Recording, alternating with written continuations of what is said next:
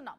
తిరుమల తిరుపతి దేవస్థానంలో వైసీపీ నేతల అరాచకాలు ఒక్కొక్కటిగా బయటపడుతున్నాయి. స్వామివారి దర్శనం పేరుతో సిఫారసు లేఖల బాగోతాలు వెలుగులోకి వస్తున్నాయి. ప్రతిరోజు వందల మందికి ఒక్కో నాయకుడు సిఫారసుపై దర్శనాలు కల్పించడంతో సామాన్యులకు స్వామివారి దర్శనం ఆలస్యమవుతోంది. గంటలు తరబడి లైన్లలో వేచి చూడాల్సిన పరిస్థితి వస్తోంది.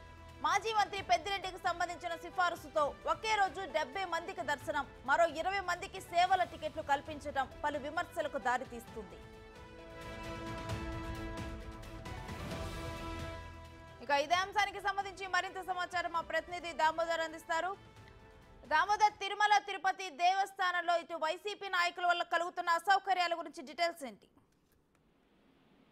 ప్రతిరోజు నిన్న చెవిరెడ్డి, నేడు పెద్దిరెడ్డి వీరు గతంలో ఏదైతే వైసీపీ ప్రభుత్వం అధికారంలో ఉన్న సమయంలో రోజు శ్రీవారి దర్శనాల కోసం ఎలాంటి సిఫార్సు లేఖలు అందించారో అవన్నీ బయటపడుతున్నాయి. గతంలో చెవిరెడ్డి ఒకే లెటర్ మీద 60 మందికి దర్శనాలు కల్పిస్తూ సిఫార్సు లెటర్లు పంపించాడు. తాజాగా అది బయటపడింది. తాజాగా ఈరోజు మాజీ మంత్రి పెద్దిరెడ్డి రామచంద్రారెడ్డి ఒకే లెటర్ మీద 72 మందికి దర్శనాలు కల్పిస్తూ అందులో 18 సోమాల సేవ, మిగతావి ప్రోటోకాల్ దర్శనము, బ్రేక్ దర్శనం పేరుతో ఒకే ఉత్తరంలో 78 మందికి సిఫార్సు చేస్తూ లేఖ పంపించాడు. ఈ విధంగా పెద్ద ఎత్తున అక్రమాలు గతంలో జరిగిన దందా బయటపడుతుంది. ఒక మంత్రికి కానీ ఏదైతే పార్లమెంట్ సభ్యుడికి కానీ కేవలం రోజుకు 2 ఉత్తరాలు సిఫార్సు లేఖలు మాత్రమే ఇచ్చే నియమం టీటీడీలో ఉంది. కానీ వీటన్నిటిని తుంగలో దక్కి గత పాలకులు ఏ విధంగా టీటీడీని తమ వ్యాపార వాణిజ్య అవసరాలకు, రాజకీయ ప్రయోజనాల కోసం వాడుకున్నారో అర్థమవుతుంది.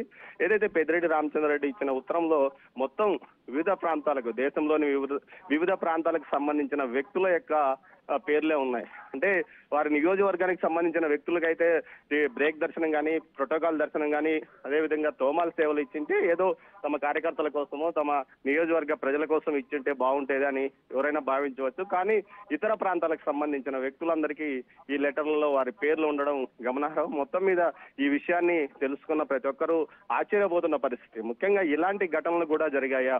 ఒక్కో రోజు ఒక్కొక్కరు వందలాది మందిని దర్శనానికి ఈ విధంగా పంపిస్తే సామాన్యుడికి దర్శనం ఎలా జరిగింది?